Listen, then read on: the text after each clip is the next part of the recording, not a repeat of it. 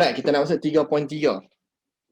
3.3 dia cakap bahawa kita nak cari linear speed of satellite. Tadi kita dah tahu dah, 24 jam dia kena, kalau dia nak pusing 24 jam, kalau dia nak pusing 24 jam, dia kena duduk pada ketinggian 35,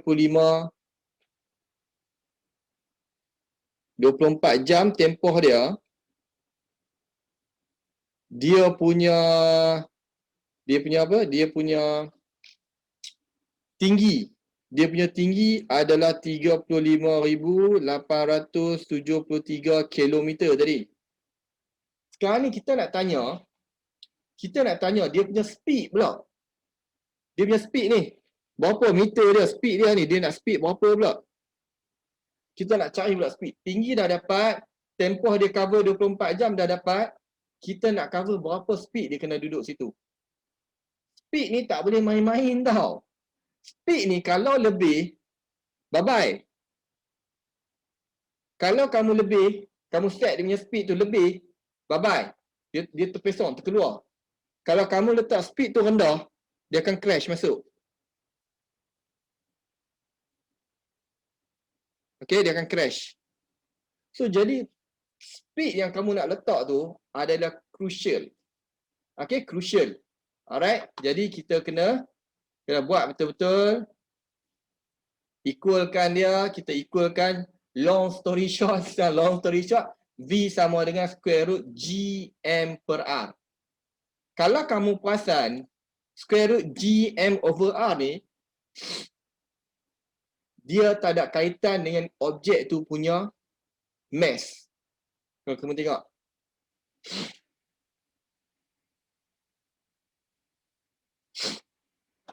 Tak ada kaitan dengan jisim satelit. Okey, tak ada kaitan dengan jisim satelit, tak ada kaitan. Kamu nak letak satu planet ke, kamu nak letak satu kapsul ke kat situ, speed kena sama. Speed kena sama pada ketinggian tu. Nak dapat 24 jam tu. Alright? Alright, itu formula dia. Square root G M over R. Okay, R macam biasalah. R kat sini bukannya R radius lah. Dia adalah radius of orbit. Radius of orbit. Boleh ya? Radius of orbit. Jadi R tu dia cover daripada pusat sampai ke sini. Radius of orbit. Kalau tengok kita dah buat macam tadi, kita pun dah pasang radius of orbit dia.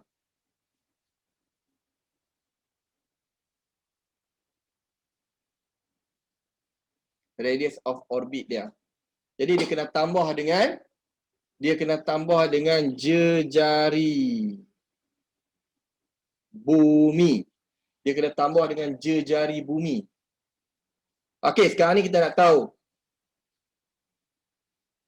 berapa dia punya speed, Global Positioning System, GPS. Kita duk tengok GPS, duk cari jalan kan. Duk cari jalan ke mana-ke-mana, GPS, satelit GPS ni. Dia tu duduk pada ketinggian 20,200 km daripada permukaan bumi. Berapa dia punya speed sekarang ni? Berapa linear speed dia? Linear speed dia adalah V sama dengan square root G darab dengan M mass of Earth, bumi punya. R ni kena tambah dengan radius bumi. Kena tambah dua-dua. So kamu akan dapat berapa?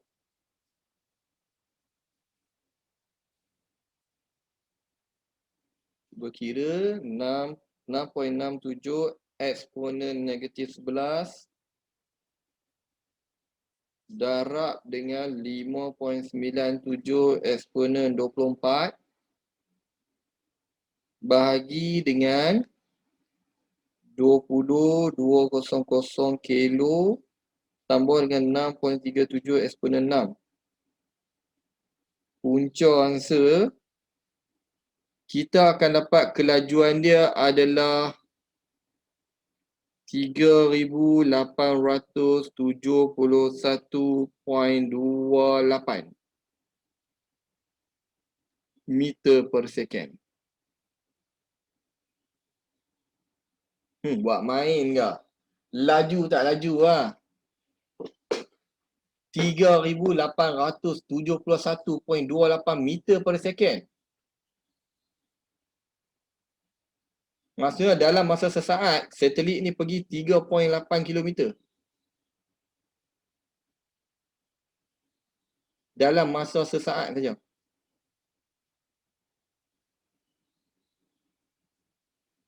3.87 kilometer sesaat. Sekelip mata dia dah pergi 3.87 kilometer. Laju tak laju lah.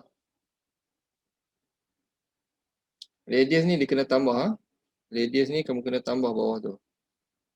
6.37 darab 10 kuasa 6 tambah dengan 20,200 20,200 darab 10 kuasa 3. Itu untuk R saja. Baru dia cover R. G dengan M sama lah.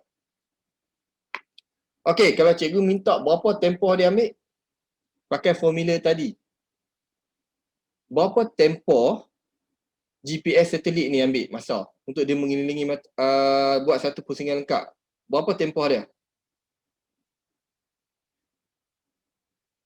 Guna balik formula T tu. Kita compare dengan siapa? Kita kena compare. Yang dia corner pula jadi. Dia kena compare dengan bulan. So kamu kena compare dengan bulan lah. Compare dengan bulan. 387.28 meter per second. Okey, terbaik Takif. Terbaik. Okey, terbaik. Alright. Cikgu tanya soalan macam tadi juga pakai hukum Kepler yang ketiga. Cikgu tanya berapa tempoh GPS satelit ni ambil untuk dia buat satu pusingan lengkap. Jadi kalau kamu nak cari tempoh dia, kamu kena tahu bulan punya. Bulan punya dia tulis cakap apa tadi? 3.83 darab 10 kuasa 8 meter. Itu dia punya radius.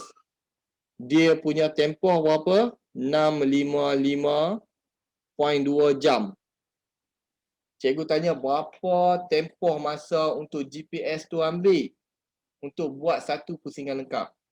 Pakai skill hukum Kepler yang ketiga tadi. Formula dia. Pakai formula tadi. Kita kena tahu semua pasal satelit. Cikgu dapat 5.23 sama tak? Okay, geostationary satellite. Geostationary satellite adalah satellite yang mana dia akan berada betul-betul atas kepala kita. Kamu akan nampak dia macam tak bergerak, dia ikut kita je. Okay? Sebab dia memang duduk atas, betul-betul atas kepala kita.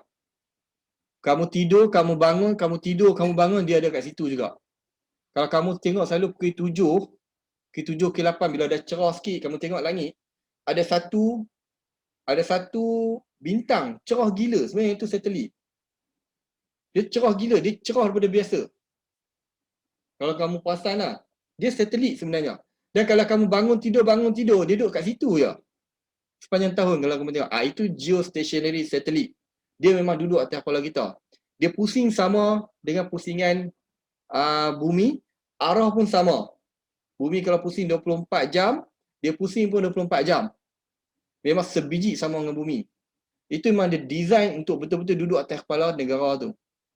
Contoh dia macam Miasat. Kita ada Malaysia punya Miasat. Biasa dia telekomunikasi yang melibatkan dalam negara. Biasanya guna satelit tu. Dia panggil geostationary satellite. Looks like a static tapi tak. Kalau non-geostationary satellite, dia tak duduk pada ketinggian yang sama dengan GS tu. Kan dia bergantung pada ketinggian kan. Nak ikut tempoh bergantung pada ketinggian. Maksudnya ketinggian ni, kalau kamu letak pada ketinggian ni, yang kita kira berapa tadi? 53 kan tadi. Kita kira tadi 53 kan. Tadi kalau ingat kita kira tadi 53,873 kilometer. Kita akan dapat tempoh dia 24 jam.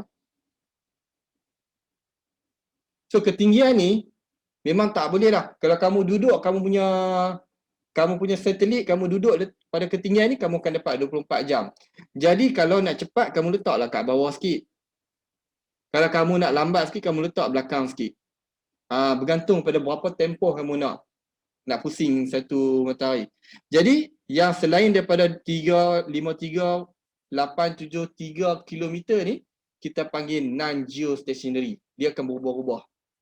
Macam tadi, kita tengok GPS tadi, kita kira tadi berapa? 5 jam lebih lah kan. So setiap 5 jam lebih dia dah pusing satu dunia. Dia dah pusing satu dunia.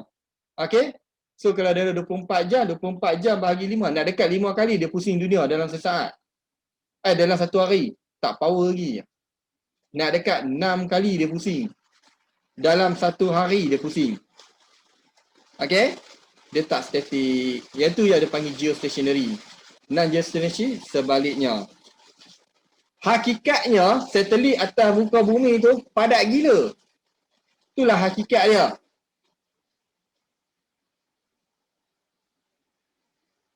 Okay? Hakikat dia, satelit atas kepala bumi kita ni penuh gila. Ni macam ni berlambat gila. Inilah hakikat dia sebenarnya. Banyak gila satelit kita. Last kali adalah dia panggil escape velocity. Laju kenderaan kamu yang kamu perlukan. Laju kenderaan kamu yang kamu perlukan untuk keluar daripada bumi. Kalau pendek dari tadi tak jatuh ke satelit, maknanya below 53 tadi, tak, dia kena lagi laju. Dia kalau bawah sikit dia kena laju lagi. Sebab tu kena target dia punya speed tu kena betul. Kan saya cakap tadi speed tu kena crucial. Kalau kamu letak bawah sikit, make sure dia laju sikit. Kalau dia maintain laju sama, memang dia drop lah. Haziq lah. Sebab Haziq tanya kalau pendek dari tadi tak jatuh ke satelit tadi. Jatuh kalau kau maintain kau punya speed. So kalau kau dah duduk track dalam, speed kena lebih sikit Haziq. Boleh ha? Speed kena lebih sikit. Supaya tak jatuh. Jadi speed lebih. Dia cover dengan linear speed tadi. Kita panggil linear speed tadi. So laju ni berkaitan dengan jarak kita. Kalau kamu punya jarak pendek, kamu punya speed kena naik. Kalau kamu dekat bumi sikit, jarak kamu kena speed. Laju kamu kena tinggi sikit. Kalau tidak, kamu crash. Betul Haziq. Good question tu Haziq. Good question. Okay, formula yang dia bagi adalah V sama dengan 2GM/R. Tadi GM, ni dia ada 2GM. Yang ni apa dia? Laju yang kamu perlukan untuk kamu directly pacak naik. Pacak tegak ni bukan kira ambil side dulu keluar, tak ada. Ni bukan ambil side keluar. Memang nak pacak naik terus. Nak pacak naik terus, kamu perlukan V kamu sama dengan 2GM/R. Ni speed yang kamu perlukan untuk kamu nak lari daripada bumi. Siapa tak mau duduk bumi, kena ada laju ni. Engkau boleh terbang macam Superman keluar. Kena pacak naik. Dia tak boleh kona. Dia pacak naik terus. Cuba kira berapa speed dia. Cuba kira. G kita dah ada tadi. G kita adalah berapa? 6.67. Darat 10 kuasa 11. G kita. Darat dengan jisim bumi. Jisim bumi berapa? Tak ingat dah. 5.97. 5.97. 5.97. Darat 10 kuasa 24 kilogram lah. Yang ni G. Yang ni M. Dia kena darat dengan 2. Bahagi dengan radius bumi. Kita nak start bertolak tu daripada permukaan bumi. Jadi jarak kita tu R tu daripada permukaan bumi radius saja. Jadi kita pakai radius saja 6.37 darat 10 kuasa 6. Dapat jawapan tu kamu square kan? Eksponen negatif sebelah. 6.67 darab 10 kuasa negatif 11.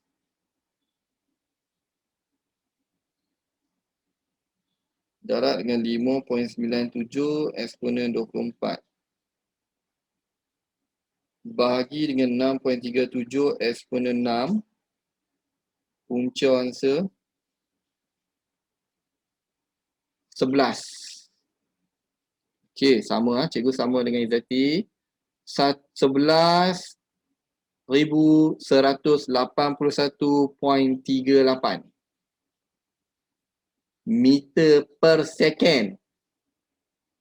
Meter per second ataupun kalau nak bayangkan maksud dia perlukan 11.181 kilometer sesaat. Kalau you ada speed ni, kamu boleh lari 11.181 kilometer sesaat, kamu boleh keluar bumi. Apa kelebihan dia kalau susah nak keluar ni?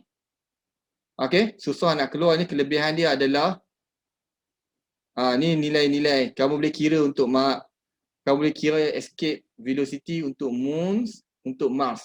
Cuba balik try buat berapa boleh diperlukan untuk escape daripada moon dengan Mars ni. Ada nilai dia kat sini. Boleh guna formula ni ya. Kelebihan dia adalah udara kita tak terlepas. Maksudnya kita sentiasa boleh bernapas. Sebab udara ni biasa angin ni paling laju dia rekod pun dalam 500 meter per second saja. Kita perlu kalau nak escape 11 kan tadi kan? 11.18 kilometer per second. So insya-Allah udara kita boleh bernapas. Udara langit laju dia tak terescape daripada bumi. So itu kelebihan dia. Kelebihan lain adalah you can fly without worry. You can fly without worry.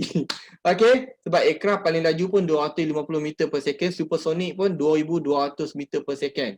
Ini rekod yang kita buat lah, manusia mampu hasilkan. So dia tak boleh escape lagi, jauh lagi. Okay, dia perlukan 11. Yang ni dah 2.2, okey lah. Okay, so jangan risau. You can fly without worry, you akan escape terlepas ke ruang angkasa. Okay, itu kelebihan dia bila kita perlukan laju yang sangat tinggi untuk terkeluar daripada bumi. Okay, ni contoh roket launching. Tengok berasap-rasap satu bandar. Kalau punya knock 11.181 km per second tu. Ni. Korang tahu tak yang belah kanan tu, ni roket ni belah kiri tau. Belah kanan ni dia punya tank saja. Ni enjin ni. Bahan bakar saja. Bahan bakar lagi besar daripada roket. Punya nak keluar daripada bumi. Bahan bakar lagi besar daripada roket tu sendiri. Nak hasilkan 11.181 km per saat punya speed. Habis berasap satu bandar ni. Nak kita tengok berasap dia pun kita tahu dah memang tenaga dia gila punya banyak. Diperlukan. Tapi boleh escape. Alhamdulillah.